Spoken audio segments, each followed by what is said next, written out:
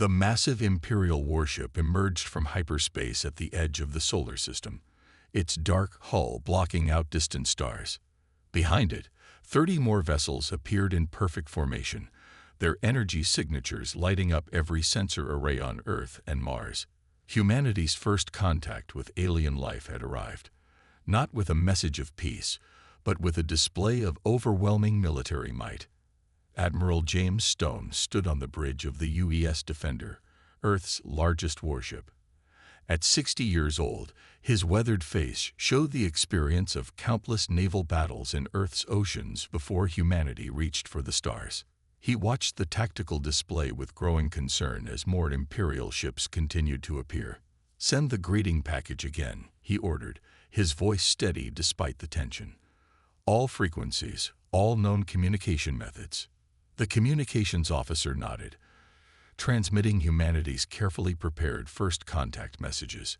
They had rehearsed this scenario countless times, but the reality of facing an alien armada made every simulation seem inadequate.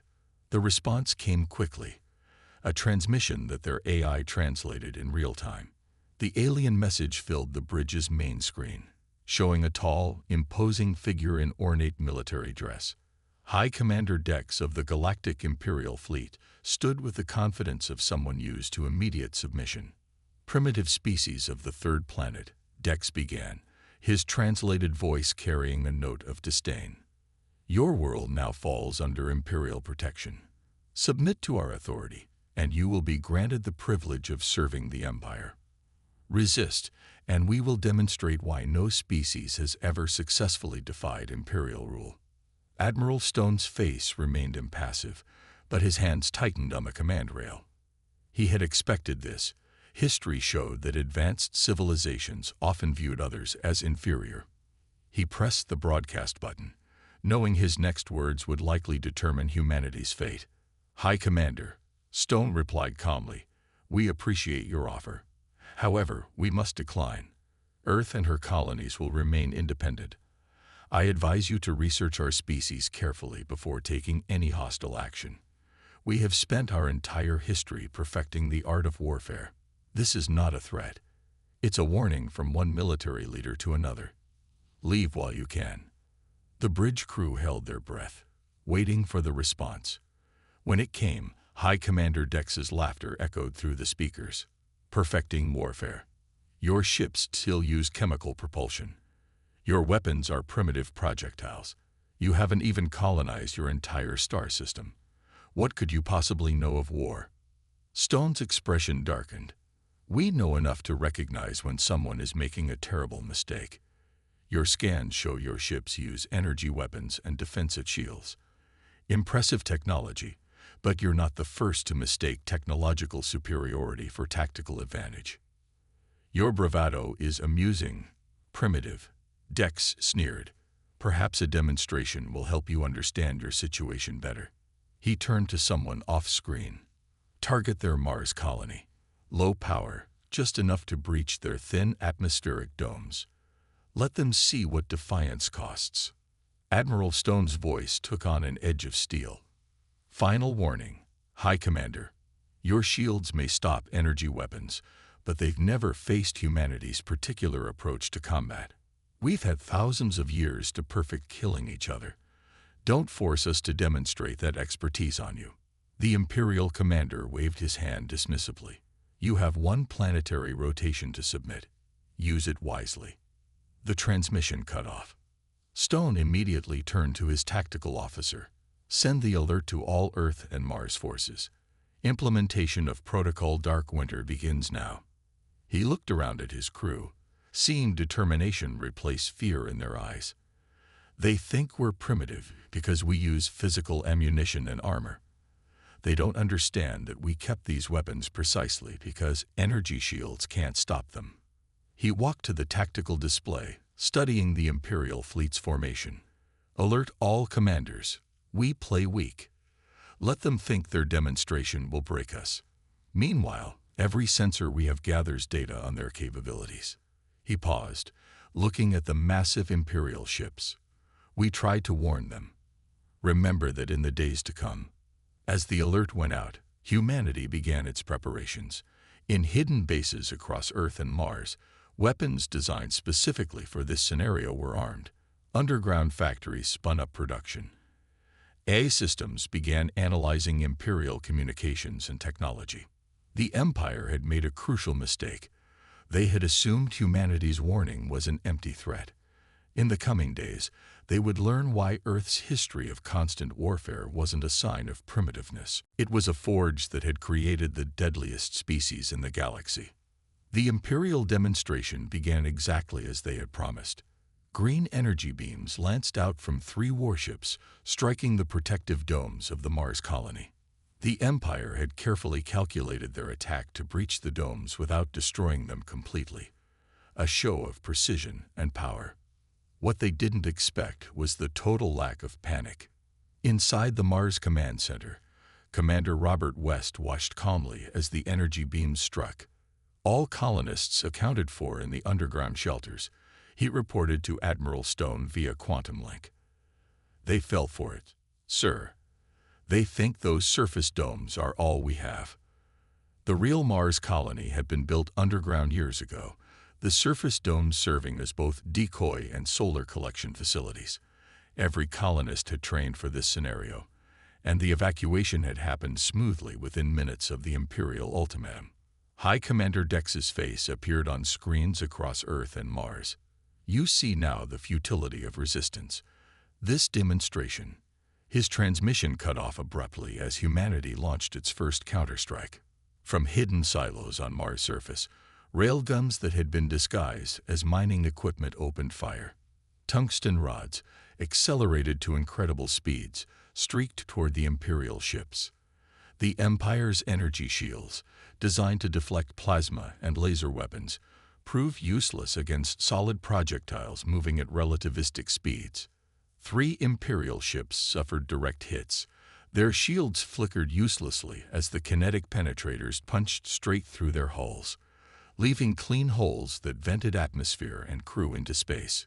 Impossible. High Commander Dex's voice crackled across the command channel. Their weapons are primitive projectiles. Admiral Stone allowed himself a small smile. As we warned you, Commander, your shields are impressive against energy weapons, but they were never designed to stop physical objects. We've had centuries to perfect the art of throwing very fast, very hard things at our enemies. The Imperial fleet scrambled to respond, their formation breaking as they tried to avoid the continuous barrage from Mars. Their return fire was impressive, but largely ineffective. The real targets were too deep underground for their energy weapons to reach. Phase 2, Stone ordered quietly. Across the asteroid belt, what appeared to be simple mining ships suddenly powered up military-grade engines. These ships had been placed years ago, waiting for this moment. They began launching clouds of what looked like mining debris toward the Imperial fleet. They're throwing rocks at us. An Imperial officer scoffed on an intercepted channel. Those rocks were actually precision-guided kinetic missiles disguised as asteroids, each one containing a simple but deadly payload. More tungsten penetrators. As they approached the Imperial ships, they broke apart, releasing swarms of smaller projectiles. The Imperial fleet's point defense systems, designed to track energy weapons, struggled to target the thousands of small, cold objects now approaching from multiple directions. Several more ships took heavy damage before they could adjust their tactics. Pull back. Dex ordered his fleet. Regroup at the outer system boundary. But Stone had anticipated this move. As the Imperial ships turned to retreat, they discovered that the humans had used their own sensors against them. Every scan they had made of the solar system had been subtly manipulated, showing clear paths where there were actually clouds of specially designed space mines. 2 more Imperial ships hit these devices, their hulls cracking open from precisely calculated explosions. The proud Imperial fleet, which had arrived to subjugate a primitive species, found itself in disarray less than 6 hours into the conflict. In his command center, Stone watched the Imperial fleet's retreat with grim satisfaction. "Send the message," he ordered. The transmission was simple. "This was our warning shot. We could have targeted your bridge crews or power cores. Instead, we demonstrated our capabilities while minimizing your casualties. You have 6 hours to leave our solar system. After that, we will no longer show restraint." As the message went out, Stone turned to his staff. "They'll be back," he said quietly, "with more ships and new tactics.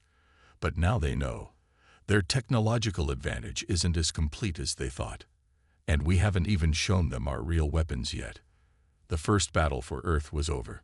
The Empire had learned its first lesson about human warfare. Never assume that older technology means inferior technology. But as Stone knew, this was just the beginning. The real war was about to start, and humanity had many more surprises waiting. 2 weeks after the first battle, the Empire returned with a fleet 3 times larger than before. But this time, they found an apparently empty solar system. No ships in sight. No response to their communications. Even the Mars colony seemed abandoned. High Commander Dex stood on his bridge, frowning at the tactical display. "Scan everything. They must be hiding somewhere." He didn't have to wait long to find out where. The first sign of trouble came from their supply lines. 3 Imperial supply ships vanished without a trace. Then 5 more. No distress calls. No debris. They simply disappeared. Impossible. Dex slammed his fist on his command console. How are they doing this? The answer came from an unexpected source. One of their patrol ships managed to record a few seconds of footage before it too vanished. The video showed a strange ship appearing out of nowhere, firing what looked like grappling hooks, and then both ships disappeared. In the hidden command center deep under Earth's Pacific Ocean, Admiral Stone watched the Imperial fleet's growing confusion with satisfaction. "Report," he ordered. Captain Mike Rogers, leader of the newly formed Ghost Fleet, appeared on screen. His ships, coated with the most advanced stealth technology Earth had ever developed, were proving invisible to Imperial sensors. 6 more supply ships captured, sir, Rogers reported. Our boarding teams are getting faster, 17 minutes from hook to full capture. The Empire still hasn't figured out how to detect us." Stone nodded. The plan was working perfectly. While the Empire had expected a direct confrontation, humanity had chosen a different approach. Instead of fighting the Imperial warships, they were slowly bleeding their support structure dry. Each captured supply ship provided valuable intelligence and resources. More importantly, it forced the Empire to split their forces, trying to protect their supply lines against an enemy they couldn't see. "They're still using standard patrol routes," Rogers continued. "Their entire military doctrine is based on fighting enemies they can see. They have no concept of stealth technology." The Empire's response to the attacks was telling. They grouped their ships into tight formations, surrounded by sensor arrays. But this only made them easier targets for humanity's next phase of attacks. "Launch Operation Mosquito," Stone ordered. Across the solar system, thousands of small, automated drones activated. Each one was barely larger than a human hand, powered by miniature nuclear batteries, and virtually invisible to Imperial sensors. They began approaching the Imperial fleet from all directions. The drones didn't carry weapons. Instead, they attached themselves to Imperial ships and began broadcasting false sensor readings. Soon, the Imperial fleet was chasing phantom targets, firing at sensor ghosts, and splitting their formations to pursue threats that didn't exist. "Their command structure is breaking down," Intelligence Officer Lisa Ward reported, monitoring Imperial communications. "They're trained to fight conventional battles. This kind of warfare, hitting without being seen, disappearing before they can respond, it's driving them crazy." Stone watched as another Imperial supply convoy fell into a human trap. This time, they had used captured Imperial ships as bait, making the convoy think they were approaching friendly forces until it was too late. "Their biggest weakness," Stone mused, "isn't their technology, it's their inability to adapt. They'd fought the same way for so long they've forgotten how to change." The guerrilla campaign continued for days. The humans never engaged in direct combat, never gave the Empire a clear target. Instead, they struck from the shadows, captured what they needed, and vanished before the enemy could respond. Finally, after losing 30% of their supply ships, and with their remaining forces jumping at shadows, High Commander Dex made a fatal mistake. He ordered his fleet to split up, covering more area to try to catch the human raiders. "They've done it," Stone said, allowing himself a small smile. "Send word to all commands. Prepare for Phase 4. As the Imperial fleet spread itself thin across the solar system, humanity prepared its next move. They had captured enough Imperial technology to understand its strengths and weaknesses. Their scientists and engineers had been working day and night, combining human ingenuity with Imperial tech. The guerrilla phase had served its purpose. The Empire was off balance, their confidence shattered, their forces scattered. Now it was time to show them what humanity could really do when they brought their full military might to bear. The real battle was about to begin. The research facility deep within Earth's Rockies buzzed with activity. Dr. Alan Cooper stood before Admiral Stone, pointing to the holographic display of their newest weapon. "We've done it, sir," he said, his eyes bright with excitement despite not sleeping for 3 days. "We've combined their shield technology with our kinetic weapons, something they never thought to try." The display showed their new hybrid warships. They looked like standard human vessels, but now carried both Imperial shield generators and enhanced railguns. The shields had been modified to let their own projectiles pass through while still stopping enemy fire. "How soon?" Stone asked, studying the designs. "The first fleet is ready now. We've upgraded 20 ships using parts from the vessels we captured." Stone nodded. "Then it's time. Signal all commands. Operation Thunderbolt begins in 6 hours." Across the asteroid belt, the scattered Imperial fleet continued their futile search for human raiders. High Commander Dex had spread his ships too thin, trying to protect his supply lines. It was exactly what humanity had planned for. The counterstrike began at exactly 600 Earth time. From hidden bases throughout the asteroid belt, the new hybrid fleet emerged.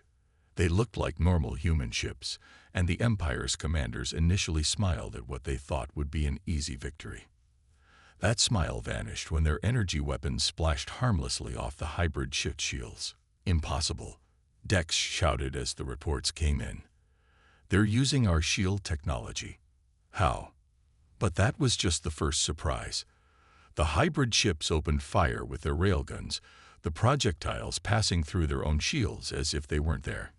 Imperial ships, caught alone or in small groups, found themselves under attack by enemies that could both defend and attack in ways they had never seen. "Focus on Sector 7, Stone commanded from his flagship, the newly upgraded UES Avenger. "Don't let them regroup." The human fleet moved with perfect coordination. Unlike the Empire's rigid battle formations, human ships weaved and dodged, using the asteroid belt for cover. Each captain had been trained to think independently, to take initiative when they saw an opportunity. A group of 5 Imperial warships tried to form a defensive circle, concentrating their fire on a single human vessel. The human ship shields held, glowing bright with absorbed energy, while 3 more human ships appeared from behind nearby asteroids, their railguns tearing through the Imperial formation. "Sir," the communications officer called out, "we're picking up a massive energy spike. They're trying to call for reinforcements." Stone had expected this. "Launch the disruptors." Small, fast drones shot out from the human fleet. These carried a new weapon, a combination of Imperial communication technology and human jamming systems. They surrounded the Imperial command ship, creating a field that blocked all faster-than-light communications. "Cut off and surrounded," Stone observed. "Now they'll see what happens when humans fight at full strength." The battle in Sector 7 became a slaughter. Human ships, now protected by Imperial shields, could fight at close range without fear. Their railguns, already deadly, proved unstoppable when combined with targeting data from Imperial sensor systems they'd captured and decoded. "Status report," Stone demanded as the battle entered its third hour. 17 Imperial ships destroyed or disabled. 3 have surrendered. Our casualties. 2 ships damaged, no losses. The enemy fleet is in full retreat, but our disruption field is preventing them from calling reinforcements. Stone watched as another Imperial ship, its engines crippled by precise railgun fire, raised the white flag. A human gesture they had quickly learned to recognize. "Send the message to High Commander Dex," Stone ordered. The transmission was brief. "This is what happens when you combine human ingenuity with Imperial technology. Imagine what else we've developed. Surrender now, or the next phase will be even worse." On his damaged flagship, Dex received the message with trembling hands. The humans had not only matched Imperial technology, they had improved it. His fleet was in ruins, his support lines cut, and his forces scattered across the solar system. For the first time, the High Commander felt real fear. If the humans could do this with just a few weeks to study Imperial technology, what else had they created? What other surprises were waiting? The counterstrike had worked perfectly, but Stone knew this wasn't the end. The Empire would be back, with more ships and new weapons. Yet now they knew something important. Humanity wasn't just capable of fighting back. They were capable of winning. The Imperial reinforcements arrived with a flash of light that briefly outshone the sun. 500 warships, including the legendary Starbreakers, the Empire's elite fleet of planet-killing vessels. Leading them was Grand Admiral Rex, the Empire's most decorated commander in 1,000 years. From his command center on Luna Base, Admiral Stone studied the tactical display with a grim expression. So they've brought out their best.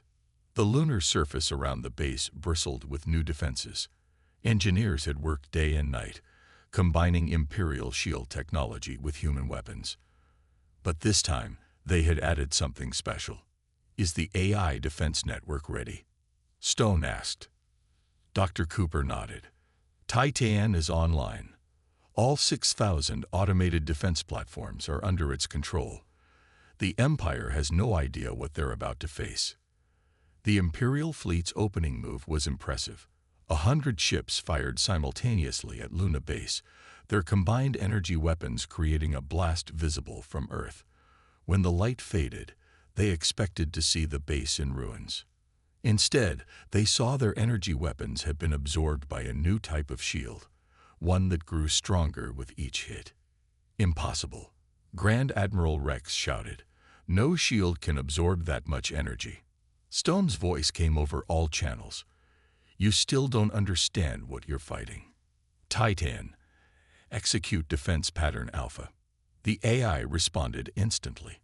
Thousands of platforms around the moon activated. Unlike traditional defense systems, these platforms thought and adapted in real time. They analyzed Imperial ship movements, predicted their tactics, and responded faster than any human could. The Empire's formations, perfected over centuries, suddenly became death traps. Titan could predict where ships would move based on their doctrine, placing weapons fire exactly where they would be, not where they were. "Spread out," Rex ordered, but it was too late. The AI had already calculated this response and launched its counter. Hidden mass drivers on the lunar surface fired in perfect sequence, not aiming at the ships themselves, but creating a web of tungsten projectiles that turned the Empire's escape routes into killing zones. "Sir," an Imperial officer reported, panic in his voice. "Their weapons are learning. They're adapting to our evasion patterns." Rex watched in horror as his perfect formation fell apart. The humans weren't fighting like any enemy he'd faced. Their AI systems could process combat data and adjust tactics far faster than his crews could respond. Stone's voice came again. "This is your final warning. Your energy weapons make you predictable. Your formations make you vulnerable. And now you face an enemy that can think faster than you can." The Starbreakers moved forward, their planet-killing weapons charging. These were the Empire's ultimate weapons, capable of cracking worlds in half. "Titan," Stone commanded, Show them what happens when you combine human creative thinking with machine speed. The AI executed its masterstroke. Instead of trying to stop the Starbreakers, it used their own energy signatures against them. Complex gravitational calculations, run in microseconds, predicted exactly how their massive energy weapons would interact. As the Starbreakers fired, Titan activated precisely placed gravity manipulators, technology reverse-engineered from Imperial ships. The massive energy beams curved in space, missing Luna completely and instead striking other Imperial ships. Pull back, Rex ordered, watching his mighty fleet tear itself apart. Full retreat. But retreat wasn't easy. The AI had sealed off their escape routes with clouds of self-replicating minds, each one controlled by a subset of Titan's consciousness. In just under an hour, the Empire's elite fleet had lost 70 ships. Not to overwhelming force, but to an enemy that could think and react at computer speed while using human ingenuity and creativity. Send the message, Stone ordered. The transmission reached every Imperial ship. This was one AI system, defending one moon. Imagine what the rest of our defenses can do. The longer you fight, the more we learn, and the stronger we become. Choose carefully what you do next. In his flagship, Grand Admiral Rex stared at the tactical display, his face ashen. The Empire had never faced an enemy like this, one that combined artificial intelligence with unpredictable human tactics. The battle for Luna was over, but it had changed everything. The Empire now knew they weren't just fighting humans. They were fighting humans who had mastered both technology and artificial intelligence in ways the Empire had never imagined. The war was about to enter its final, devastating phase. The massive space battle near Jupiter's orbit would later be known as humanity's hammer. After the defeat at Luna, the Empire had gathered its largest fleet ever, over 1,000 ships from across their territory. They were determined to crush the humans once and for all. High Commander Dex and Grand Admiral Rex stood together on the bridge of their new flagship, watching their fleet gather. Behind them, the Emperor's personal representative, Lord Vale, observed in silence. "This time, we take no chances," Rex announced. "No more underestimating these primitives. We hit them with everything." On the human side, Admiral Stone sat in his command chair aboard the upgraded UES Avenger, now floating in Jupiter's orbit. Around his ship, 300 human vessels waited.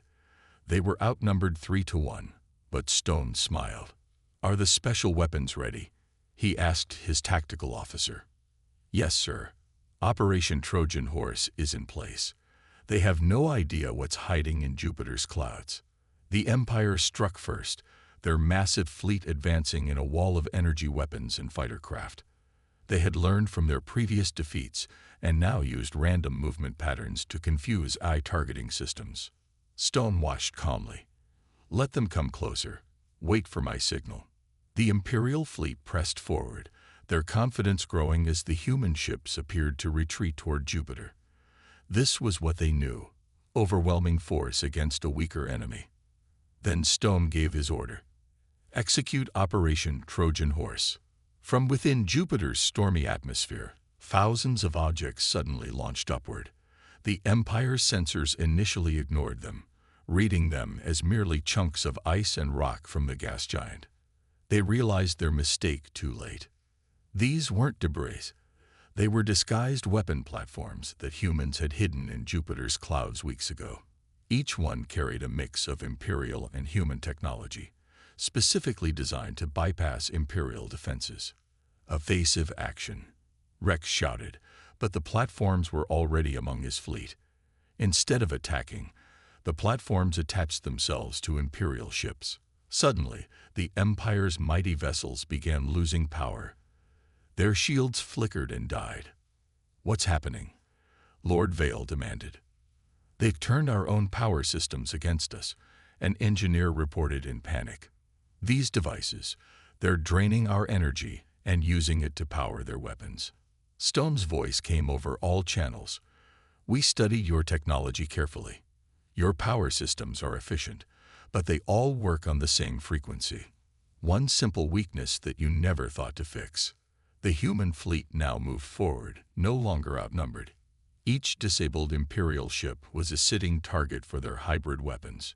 But Stone wasn't done with the surprises.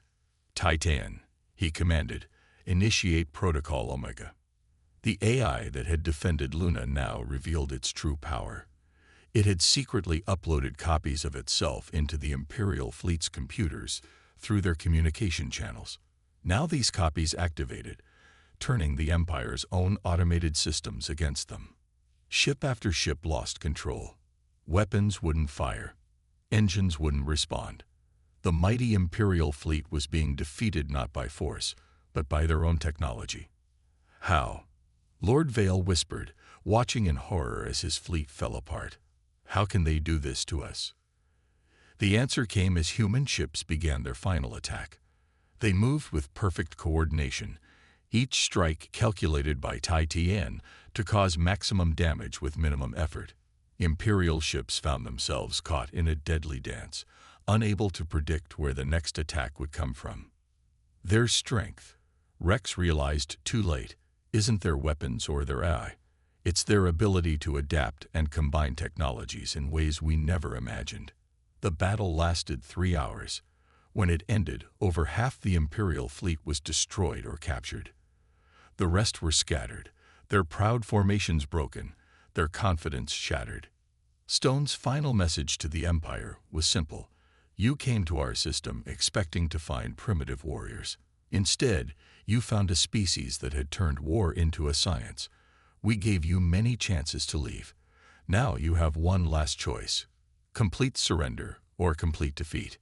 In the Imperial flagship, Lord Vale turned to his commanders. For the first time in the Empire's history, they faced not just defeat, but total humiliation. Their choice now would determine not just the outcome of this war, but the future of the Empire itself. The breaking point had been reached. The final battle would determine everything. The Emperor himself arrived at the edge of the solar system, his massive personal flagship dwarfing even the largest star breakers. After receiving news of the devastating defeat at Jupiter, he had decided to take command personally. The Empire's reputation was at stake. One last attack, the Emperor declared to his assembled commanders. We will show these humans the true might of the Empire. Admiral Stone received the news of the Emperor's arrival with unusual calmness. In the war room beneath Earth's Pacific Ocean, he gathered his top officers and civilian leaders for what they all hoped would be the final battle. They're preparing for their biggest attack yet, Stone announced, pointing to the tactical display. The Emperor has brought 3,000 ships, every vessel the Empire could spare. Dr. Cooper stepped forward. Then it's time to show them our final project. He gestured to a holographic display showing a massive spherical device. We call it the Infinity Gate. The device was humanity's greatest achievement, a combination of Imperial faster-than-light technology and human quantum physics. They had built it in secret, hidden within the sun's corona, where Imperial sensors couldn't detect it. All defensive positions ready, Stone announced. Titan is fully uploaded to all systems. Operation Solar Dawn is go. The Imperial fleet began its advance. This time, they came prepared for human tactics. Their ships used new random movement patterns. Their weapons were modified to work on changing frequencies. They had even developed basic countermeasures against AI control. The Emperor's voice boomed across all channels. Humans of Earth, witness the true power of the Empire. Surrender now, or face extinction. Stone's response was to activate the Infinity Gate. At first, nothing seemed to happen. Then, the space around the Imperial fleet began to distort. Thousands of small portals opened, each one a window into another part of space. What trickery is this? The Emperor demanded. Stone's voice was calm. We studied your faster-than-light technology and found something interesting. Space itself can be folded, not just for travel, but for warfare. Through each portal emerged copies of every human ship, weapon, and defense platform. The Empire suddenly faced not just the human fleet, but thousands of copies, each one appearing from a different angle. Impossible, Lord Vale shouted. They've weaponized space itself. The human attack began. Each copy was real, created through quantum tunneling and controlled by Titan's vast intelligence. The Imperial fleet found itself surrounded, every defensive formation made useless by attacks coming from all directions at once. The Emperor watched in horror as his mighty fleet was torn apart. Ships vanished into suddenly appearing portals, emerging in pieces. Others found themselves facing dozens of human vessels at once, each attacking from a different dimensional fold. This is humanity's true power, Stone broadcasted. Not just our weapons or our AI, but our ability to take your technology and reshape it into something you never imagined possible. The battle became a slaughter. Imperial ships, despite their numbers, couldn't fight an enemy that could attack from infinite angles. Titan coordinated every strike perfectly, using the Infinity Gate to place human ships exactly where they needed to be.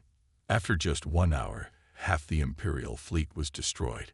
Another quarter was trapped in dimensional pockets, unable to move or fight. The Emperor's flagship itself came under attack from 50 directions at once. His shields, the strongest in the Empire, failed against weapons that seemed to ignore the very laws of physics. "We," the Emperor's voice shook, "we surrender." Stone's reply was firm. "Unconditional surrender only. Your fleet will power down. Your ships will submit to human control. Your empire will acknowledge Earth's independence and our right to defend ourselves." The war ended not with a grand explosion, but with the quiet powering down of thousands of Imperial ships. The mighty empire, which had ruled the galaxy for 10,000 years, had been defeated by a species they had dismissed as primitive. In the aftermath, as human ships secured the Imperial fleet, Admiral Stone stood on his bridge, looking at the stars. "We tried to warn them," he said quietly.